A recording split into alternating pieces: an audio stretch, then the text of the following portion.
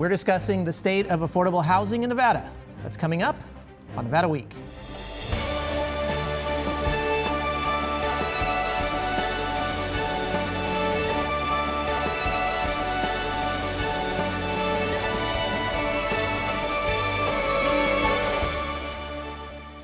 Support for Nevada Week is provided by Senator William H. Hernstat, Cashman Equipment, Valley Electric Association, and additional supporting sponsors. Welcome and thank you for joining us. On last week's Nevada Week, we discussed affordable housing. This week, we're continuing that conversation right where we left off. It's a part two of a two-part series. Please visit our website to view part one of this discussion. Now, joining this continuing discussion, we have Senator Julie Ratty, Nevada Senate Assistant Majority Leader, Michael Showett, Chief Real Estate Development Officer at Nevada Hand, Bill Brewer, Executive Director at the Nevada Rural Housing Authority, and Amanda Moss, Government Affairs Senior Director for the Southern Nevada Home Builders Association. Thank you so much. We'll just continue the conversation. And Michael, I want to start with you. Nevada Hand is a phenomenal model. What is it about your model that maybe can be replicated throughout the state, or what strategies do you have? Sure. So Nevada Hand is a nonprofit developer of affordable housing. We have a portfolio of about 4,300 units, multifamily affordable units in Las Vegas. And we develop using a program called the Low-Income Housing Tax Credit. That's our primary source of capital to develop housing. And it's a federal subsidy program. And basically, it provides a capital subsidy in the form of tax credits, which we are able to sell in an open market to investors. Those investors are typically large corporations, mostly banks. They buy the tax credits and get a tax write-off, and that provides the upfront capital for us to build a new development. But there's a lot of other forms of capital or subsidy that go into a deal. In fact, there's so many layers and it gets so complex, we call it lasagna financing. And so we'll take the tax credit capital and we'll add on their conventional debt. We'll go to the local agencies, the local cities, and they'll invest in the deals with us. But generally, there's always still a gap. And it's becoming increasingly difficult to find funding to fill that gap. But by way of background, the Low-Income Housing Tax Credit has been the most successful program in developing affordable housing across the country. It's responsible for 95% of all production of affordable housing in the country. Michael, how's Nevada filling that gap then? What other funding are you finding? So we use money from HUD called Home Investment Partnership money. We use money from the Department of Justice that was settlement funds from lawsuits coming out of the recession. Philanthropy sometimes plays a role. Local governments and the state will invest their own money off their balance sheet in our deals. And we're hoping that next year, as a result of the last legislative session, we'll have a new source of capital to put into these deals to help fill that gap. And Senator Ratty, let's talk about that a little bit. Last legislative session, SB 448 was passed. That'll bring $10 million more of tax credits to the state. How impactful is that going to be? So I just think it's so important what Michael just explained, because the market does not meet the demand for affordable housing for lower income individuals. Whether we're talking about our lowest income individuals or even folks who have a job but are working poor. These are folks who are doing their best, they're working full time, and they just are never going to get above that 60% area median income to get to that apartment. 95% need some sort of subsidy. But because of these gaps, we're not getting as many units as we could. So what the state did is we came to the table with state dollars and created a matching program. It's a low-income housing tax credit with state dollars, and that $10 million a year is going to increase the production by about 60%. And basically, it's just that last layer of the lasagna coming in and getting that last dollar in so that a project that may not pencil will now pencil. And so you go from getting 0 units to getting a full development with 250 units. And so that, or thereabouts. So that's a really significant thing where the state could come in with what is, not anywhere near enough money to even build 1 or 2 projects, but keep getting 3, 4 projects extra a year that we wouldn't have gotten without that last dollar investment. Right. Those units, for those individuals that get them, change their life. I mean, it really is a life-changing situation when you are low income or extremely low income, and now all of a sudden you have access to safe, affordable housing. And it saves us money in a whole bunch of other places because we're stabilizing people's health. We are stabilizing people's education, so they're not moving their children from one place to another in a more often. And so that investment in safe, stable housing will pay dividends long down the road. And Senator Rowdy, let's talk a little bit just about where the gap is, right? So let's talk about extremely low income and low income here. I mean, how many available homes are there out there? I mean, what is the gap? Can we quantify that somehow? The numbers are really dire. So for extremely low income, so we're talking about people who make about 30% of the area median income, we have 15 units for every 100 units that we need. That means there's 85 households out there that don't have access to safe, affordable housing. And what ends up happening is they become rent burdened. They end up putting 50%, 60% of their income into housing, and they stop being able to pay for medicine or food or those sorts of things. So it's really bad, 15 out of the 100 that we need.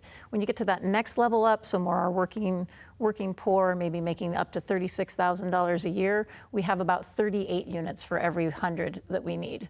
So on all of the national surveys, we are well behind, and this is an area where we need to step up. The other nice benefit about investing in the low-income housing space is that it has a trickle-up effect. So right now, you have very low-income individuals who are in a market rate unit, and they are, again, spending significant amount of their income. When they vacate that unit and move into affordable housing, it makes that unit then available for somebody who has the capacity to actually pay it and be at a safer and in a more reasonable part of their income going to that unit. So it really does have this trickle-up effect that is beneficial as well. It's nowhere near enough what we're doing, but it's a good start in the right direction. And what the state needs to really do is commit for the long run. This is something that we need to invest in year after year after year.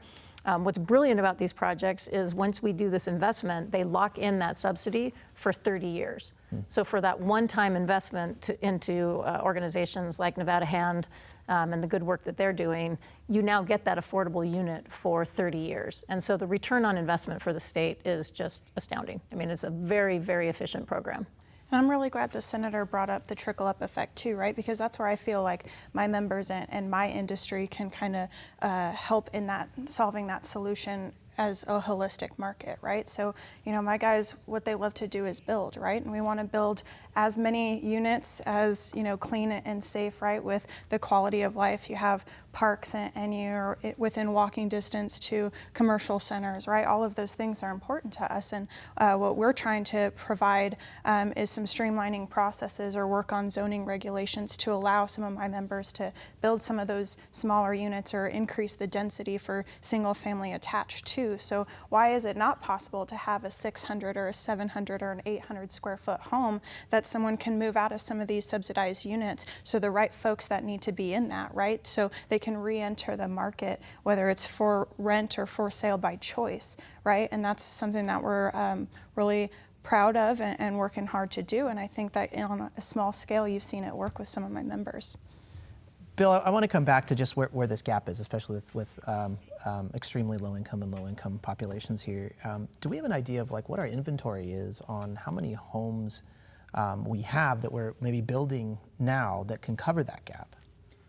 Well, right now we're building very few. Mike has talked about the low-income housing tax credit that they use, and that's an incredibly important piece of the financing. There are two different kinds of tax credits that are used in affordable housing finance. One is called a 9% credit. The eligible basis of the project can receive an award of tax credits equal to 9% of the eligible basis. So just to use very easy numbers, $1 million project could get $90,000 worth of tax credits. That tax credit is paid every year over 10 years, so a grand total of $900,000 in tax credits come into that project. Those are sold on the secondary market, and that provides equity to help fund the project. Well, Nevada gets about enough 9% tax credits each year to do maybe 400 units total. That's incredibly tiny in terms of what the demand is. Yeah. And of course, most of that money comes to Vegas because that's where most of our people are. And so Northern Nevada, Reno gets about 30 units worth of tax credits a year. Rural Nevada gets about 30 units a year. And that's all the damage we can do with that. The other affordable housing product we have to work with is the bond program and a 4% tax credit. And the 4% tax credit works the same way, except it's just a 4% credit, and so it doesn't cover as much equity.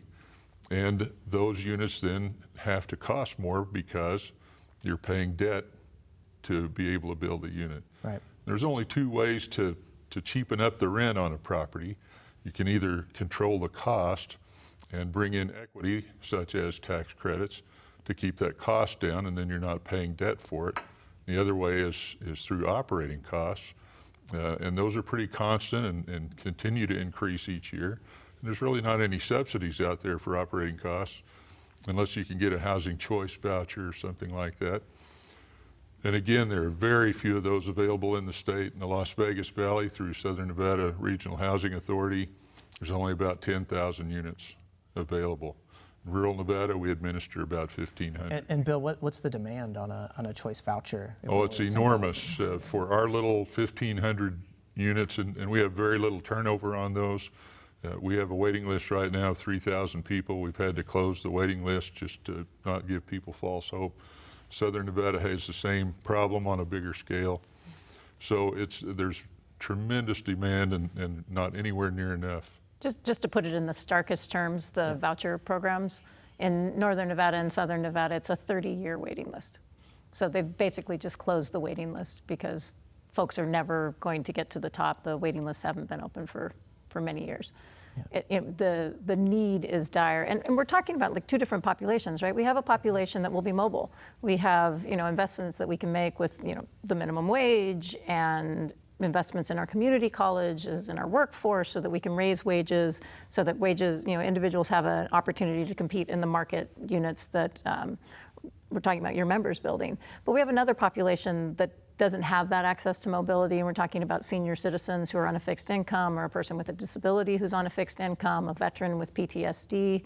And so I think it's incumbent upon us as a society to make sure that we are, meeting both that upward mobility and making sure that we're doing everything that we can to do workforce development and invest in wages and raising wages, but also making sure that we are not allowing this enormous pressure of supply and demand to push the most vulnerable among us who are not going to have income mobility out of safe housing. And I think that's the balancing act that we're all trying to hit the sweet spot on. For sure. sure. I think that's also why it's so important that, and we're so appreciative of the work that everyone at this table and their entities do, right? Because you can't look at just one person to solve this community-wide problem, right? A 30-year waiting list, one magic bullet doesn't exist. Or I think nationally, on the scale that these conversations have gone on, then we would identify that thing. So, of course, you need to talk about the how, which I think we've done, but you have to talk about the why and some solutions to bringing those costs down, to making those dollars available, to making, or helping the market get up to where the demand is. And Michael, let's talk about that. Let's talk about the why and how we get costs down. Let's go back to SB 448. First off, how many more homes would this add through this tax incentive? So the State Housing Division has estimated about a 60% increase in production of affordable housing statewide. We currently produce, with the two programs that Bill talked about, the 4% and the 9%, about 1,000 units. So conservatively, we could produce about 600 additional units statewide, which is really just a start. And the hope is that we're able to blow those numbers out of the water so that in 4 years, when this pilot program goes to be renewed, it'll be a huge success and we'll be able to expand on it. And Senator Reddy, is that the strategy, that we might be able to expand on this bill and bring a lot more? Absolutely. There's no question that $10 million a year is not enough to get the job done. But developing affordable housing is kind of a niche area, and so there's the other question of capacity. Like, we've got to put more resources in it, but we also have to have more organizations like Nevada Hand that are able to do those projects, because the complexity of bringing in federal tax credits and private financing and state tax credits and the regulatory environment and everything that goes along with that is significant. And so it was a twofold strategy. Let's start with the 10 million to prove that it can be done and it can be done well. But we're also, if we're going to increase that investment, we're going to need to increase the capacity of the community to build those kinds of units. And it's not enough, but if we could get to the point where we were regularly every year producing 2,000 to 2,500 units, and those units have a 30-year lifespan, and we're working with a lot of nonprofit developers who are pretty committed to keeping those units in play after that 30-year lifespan, I think that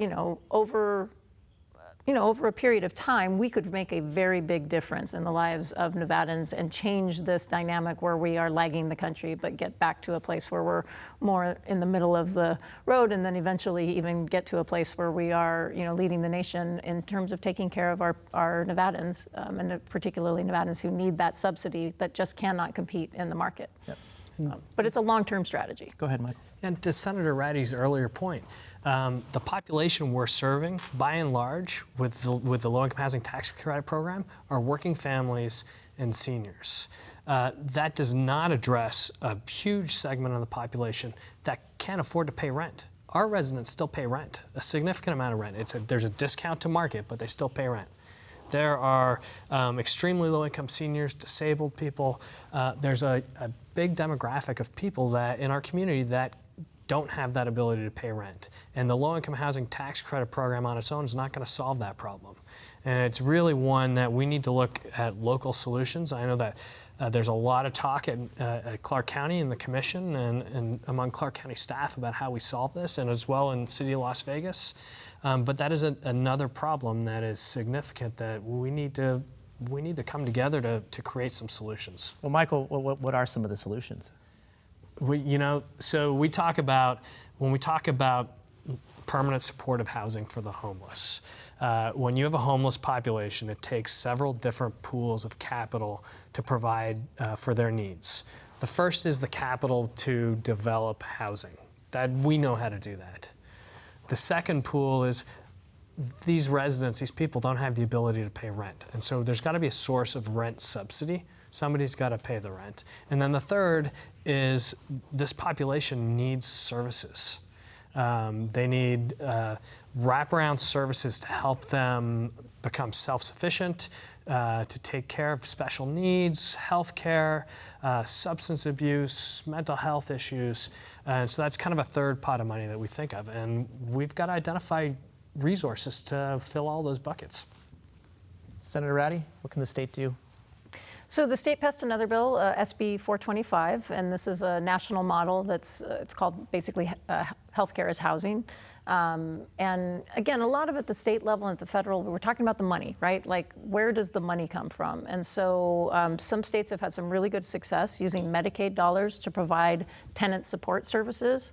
And so what that would look like is that a nonprofit or healthcare organization that already bills Medicaid and knows how to bill Medicaid could get some Medicaid funding for also providing tenant support services to target populations. So just to try to break that down into an example that means something to people, we have a seriously mentally ill population that we invest a lot of resources into.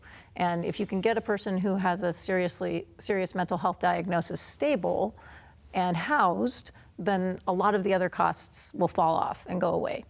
But sometimes if we're working on medication management or something's going on, they get in a conflict with their landlord or they get in a conflict with their neighbor. And they need a case manager who can come in and provide some of the support necessary to have that not turn into an eviction and instead keep that person housed. And so the way this basically works is you can then bill Medicaid. So you're already providing the mental health services, you're providing the medication. You can bill Medicaid for some of this case manager's time to keep that person stable and housed. It becomes so much more expensive once that person, and of course, obviously, that individual's quality of life, which is really important. But if we allow them to become homeless, the cost to all of these government programs just skyrockets because now you're talking about a whole nother set of issues. So it ends up being smart money that you put forward to save money on the back end. So that's the idea. So that was just passed. And so what that requires is that we apply to the federal government to get a waiver to be able to use our Medicaid dollars in an innovative way that you invest some money on the front end to save some money on the back end. And have other states already employed this and shown really good results? Yep, we're modeling it off of some places where we've seen some pretty compelling results in that. Another example I think that's really important to Las Vegas is these can be case managers that are working some of the homeless corridors and are helping people access resources that they're entitled to get them housed. So we know we have a large veteran population that is homeless. So if you've got a case manager that can help them access some of the veterans benefits that they're already entitled to, but you need that human being who can spend that time with them, working with them to get housed, could be another thing that, again, an agency that's already set up to build Medicaid could bill for some of those services. That then agency gets the money that they need to provide the service. That individual gets the service and gets housed. So it doesn't pay for housing directly, but it does pay for these very real human beings that we need out there in the workforce working with these targeted populations to help them get housed. And again, super efficient in terms of putting smart money in at the front end to save money that we don't need to be spending on the back end if we can get people stable, housed, and their medical needs taken care of. Bill, let's come back to those direct then funds that we need, the subsidies, right? We have gaps, we have huge waiting lists. I mean, what kind of solutions do we have to increase the amount of subsidy we have? And that's a tremendous challenge, because all of the things we've been talking about here on this program really are government type resources, and that's all tax dollars, and folks grow tired of paying taxes at some point. And so are there other opportunities? And there are. For example, our employers need to step up and begin to think about housing as a part of their responsibility in the community. We have some very large employers, both in northern and southern Nevada, who pay good wages, $15, $20 an hour in many cases or more, but that's not enough for their employees to be able to go out into the market and obtain housing. So those employers could invest in housing. They could work with a developer like Nevada Hand, who would take that investment in housing, use that and give their employees a first shot at that housing if they need it. That would really help with the supply situation and would help that kind of middle, low-income group, Tier 2 we call it in the new legislation, to be able to obtain housing that they could afford. Yeah. Do we have any corporations in the state that are employing something like this already? There probably are, although I'm not aware of any in rural Nevada. Yeah, for sure. You hear about it in the Pacific Northwest with the Amazons and the Googles who are making direct investments in housing for the community and for their employees. Yeah. You're also starting to see a lot of talk, at least, about investing in housing from the healthcare industry. As Senator Ratty said, there's a connection between housing and healthcare outcomes, particularly for our most vulnerable populations. So you're starting to see a lot more interest from the large healthcare providers in the housing business. Amanda, I want to come to you. Let's talk a little bit more about supply here. Building innovation. I mean, are there cheaper ways to build homes? So we're getting over maybe some of the lumber costs we talked about already. Anything? Yeah, I think it's more than innovative ways in just one solution of the L's that I mentioned, right? So you see the single family market with free land or discounted land and working with public-private partnerships with some of our entities. And those can get single family 1,000 or 1,100 square foot house down to 160,000 or 180,000 a unit. So very affordable in terms of the definition of AMI, right? In terms of labor, what you see, Sakasui House, who owns Woodside Homes, is the largest home builder in the world, and what they do is 100% of their material is all recycled, that they ship prefabricated, and our folks down here in Southern Nevada are really just putting the puzzle piece together, and that kind of brings me to, I think, some of the labor challenges, right? So if, another part of why we can't get to the supply that we need is because we don't have enough bodies to build these homes. We don't have enough folks that are coming in to the construction industry and sees that it's a great opportunity to provide the American dream with great wages, and when you bring the simplification down of the building process, that also opens up the doors there. And I think some of those innovations lead to when you look at utility costs and to actually live in that unit, right? So a lot of our folks are doing solar.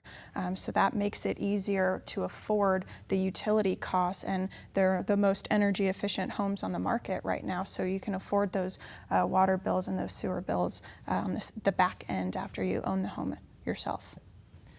Well, thank you. We've run out of time. We really appreciate all of you being here. Thank you so much.